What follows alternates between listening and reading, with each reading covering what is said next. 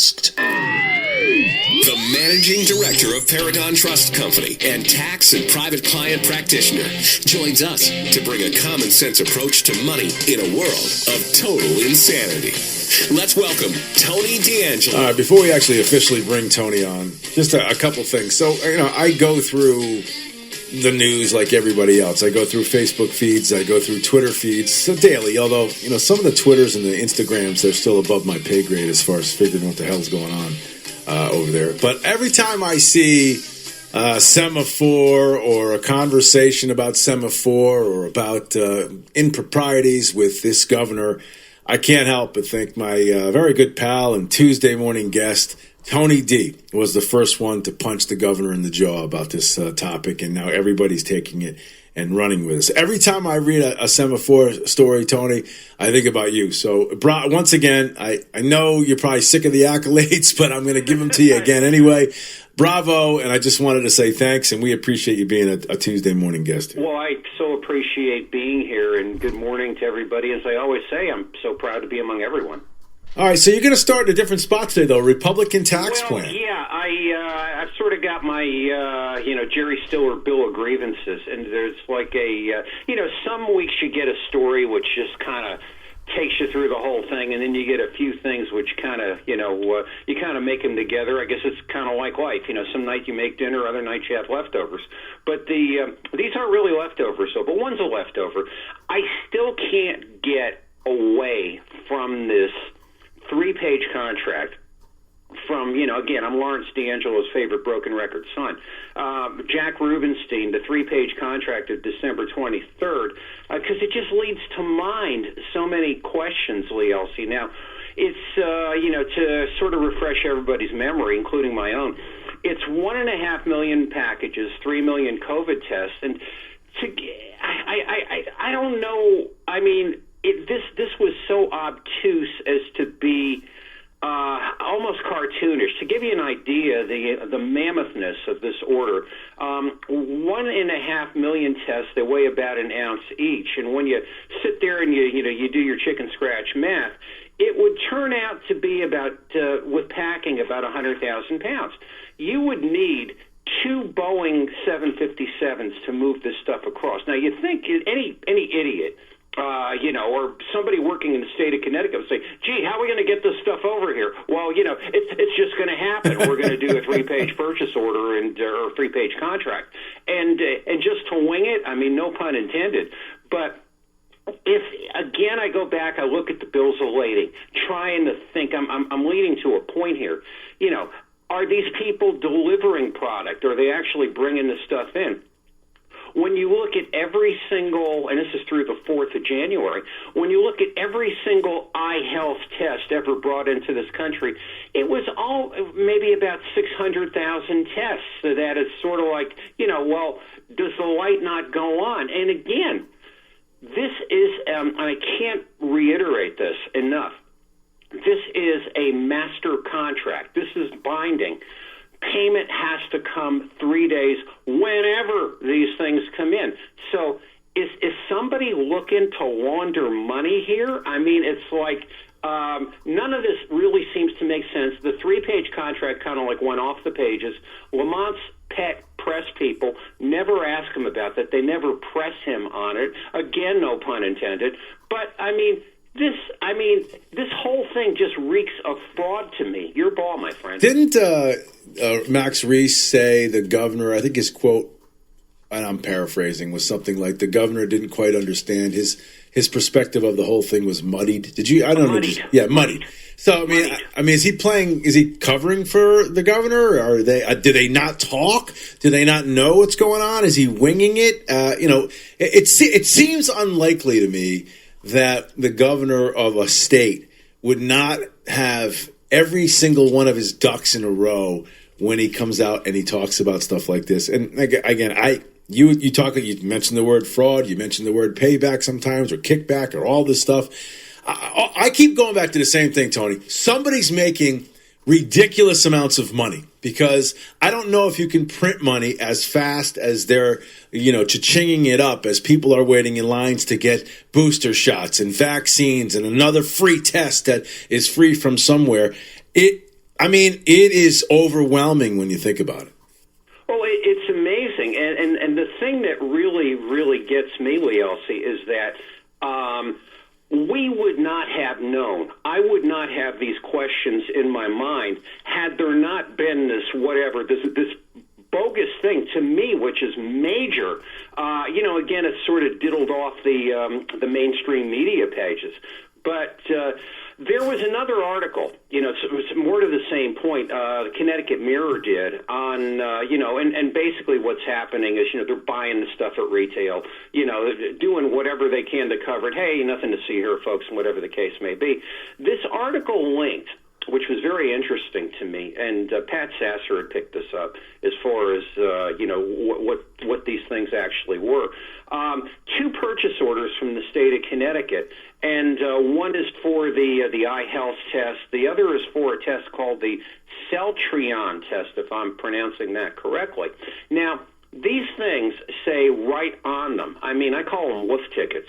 Not a purchase order, and you've got to get it here by January 4th. Well, I mean, we see the way this stuff is moving out, and it's terrible, but they're hung on a document cloud.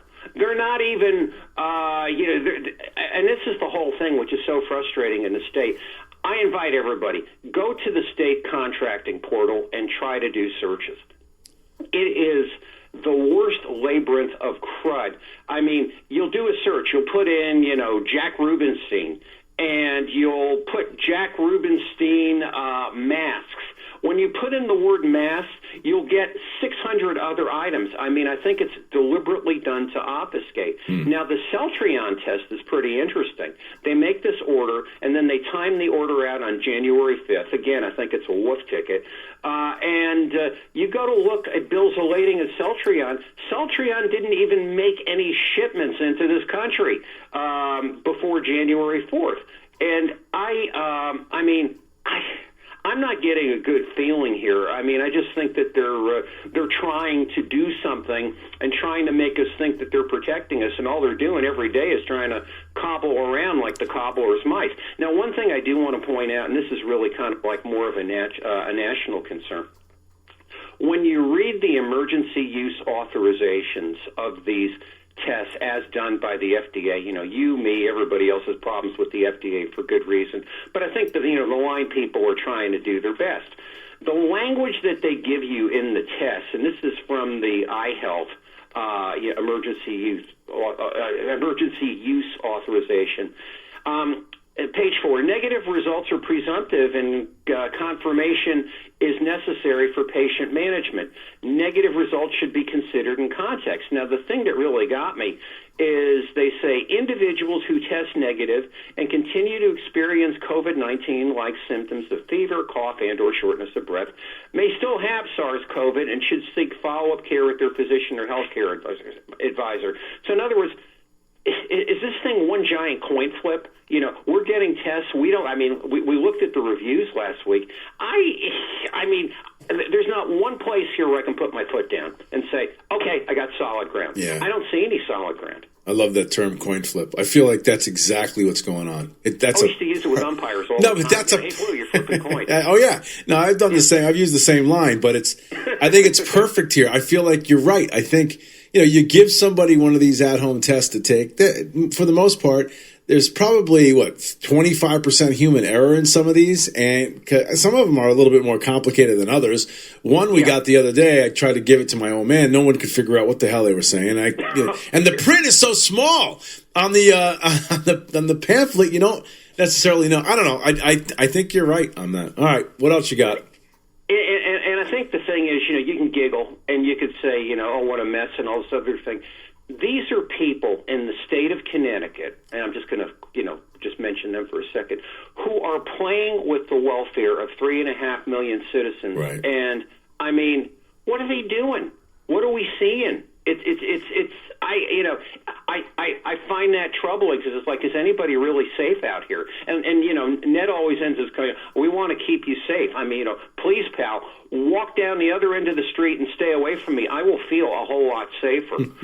But anyway, okay, now we're going to go to we're going to start moving down the list. All right. I've been studying this, the tax proposals coming coming out of Hartford, and the one which got my interest is the Republican tax plan. Now, you had, I think, one of the shows, it wasn't, maybe not last week, but maybe the week before, you had asked me, as to why I do what I do and the fact that I, really want to remain nonpartisan, because I want to be able to call things for what they are and, for how they really work, and not to have any sort of a party allegiance. Yeah, by orientation, I am much more strongly Republican than Democrat, but I am a registered independent. But I got to call this thing for what it is. And basically, as I understand it, it's a little tweak in the sales tax, about maybe 94% of what it is right now, only for a period of time, and then we're going to take a percentage point off of, prepared meals or restaurant meals or whatever. I mean, restaurants are closing left and right. I don't know what you're going to get about that. But when you actually work down the mathematics, and this is the thing, because I am a supply side kid, I believe in tax cuts. I believe in what JFK did in 1961. I believe in what Reagan did in 1981. With the screw-ups notwithstanding, I believe what Trump did in 2017. This is good for the economy. You've got to cut income taxes. But basically, the way this thing comes down, when I do the math, and I could bore you with the math, but it's $4.3 million according to School Finance Project, which I trust the number because that's about all those people ever do is concoct these numbers. And I work this thing down. I might get to $383 million in savings, which if I took a half percentage point of the standard income tax rate, whatever it is, like, 5% rate, 0.25 or whatever it is, I'd get to the same thing. Lee Elci, why is there such a reluctance in this state, to support the working guy and cut income taxes? Nobody mentions it. Nothing I'm reading. No right. Candidate. No nothing. I mean, people. I drive 90 miles up the road. I am in a tax-free jurisdiction. I mean, this is actually, I'm going to use a word. I'm not going to use the word. It's not a very nice word, but this gets you to absolutely nowhere. Right. And you've got to do something in the state which is a lot more severe than a rubber chicken tax break. Yeah, I was talking to Senator Kevin Kelly yesterday about this, and when he had mentioned, and I saw what you saw prior to the interview about the amount that they were proposing the reduction, and I hate to say, yeah, it's kind of a let's feel good story about we'll save a few bucks maybe in the end, but really, does it make all that much of a difference? To like you had just said, what are we talking about as far as total amount the average family is going to save, even if they were to pass this? In particular, when we've got an issue or a situation in the state of Connecticut for the first time in forever where we have more money than we know what to do with, at least for now, you would think that you would come out, everybody would come out and say, okay, guys, our coffers are overflowing. We are actually, spending more money or giving money to our unfunded liabilities to pay down that debt. All things seems like it's green lights on Broadway for the next year at least, and then we'll revisit it. We're going to cut the income tax in half or cut it to nothing, but you never hear it. Well, you never hear it. And I mean, people campaigned on that in 2018. I was in a session when Mark Boughton was running. This was in New Haven, and he said, over 10 years he could eliminate it, and. It is amazing to me. Any single politician in this state, Republican, Democratic, Armenian, Presbyterian, makes no difference. They get into the receipt of custom, and you never, ever, ever hear them say, we are going to eliminate the income tax. We are going to start to do it. And it's like, do you not realize that other states have much more favorable climates? I mean, are we just going to be existing on federal handouts forever until things run out? I mean, where's the vision? Where's the perspective? There's none. I see none of it. None whatsoever. And they take this money that they were given, handed to them. It's literally, by the way, saved this administration. COVID essentially saved Lamont because they would be billions in debt for this. And what do? They take it and they spend it on, to me, some of it is frivolous stuff, nonsense stuff, or some of it just poof, Tony, disappeared. Well, and I mean, as far as economic development, there is no economic development like a tax cut, like an income tax cut, like a state investment credit. Not handing mega millions to DECD so we can watch the digital currency group come out and try to commit fraud before our very eyes, and we stop that sucker that Tuesday morning after the Monday. I mean, this is like, sometimes I think I'm just watching a very bad movie where the director can't get in his mind. He's got to change the plot, right? But here's a bigger question. All right. Are we really at a surplus? Are we really at this thing? Because we've had this one, seemingly impaired guy who's sort of been running this thing himself for 2 years. Now, of course, if you introduce the legislature, if you're going to get more of that than what we're getting, I mean, you could argue if that's better or worse. I think it's better, but it has to be better. But a week ago, we had a major safety issue in the state with the DOT screwing up and not pre-treating the roads. In central Connecticut, there was, and going down to the shoreline, there was crash after crash after crash after crash. So, the DOT commissioner came on another network and was saying, it's all the driver's fault. But knowing this, and this is just my mind, my suspicious cap, I was wondering, is it possible that we're not paying the sand bill? Bear with me for just a second. I'm doing more of my chicken scratch math. There is an account in the state ledger known as SALT, road salt. Yep. And I sampled 3 years. I sampled 2019 to 2020, 2020 to 2021, and 2021 to 2022. Now, and this is like I sampled the period from the spring to the first of the year, because you figure you're filling, you're loading your silos and things like that. 2019 to 2020, they paid $2.7 million. A lot of that was driven enterprises. I can't say if any of this is part of the screw up in New London. I'm an inexpert about that, but it makes me wonder. 2020 to 2021, it was $513,000. Now, 2021 to 2022, before we had Crash Armageddon a week ago, it was $237,000. But the telling thing is no sand bills were paid until the date of the crashes. So, I mean, are they like traveling so much by the seat of their pants that, they're just winging this thing as they go, putting public safety at risk, and then coming out and giving press conferences and telling us how wonderful they are? I mean, is that enough to convict? No, but it's certainly enough to ask some good questions, which nobody close to the governor in his little, coffee clutch of press people ever seems to ask. Tony, good stuff today. I got to run. I just saw what time it was. I'll talk to you next week. Okay. All right, pal. You got it. Tony.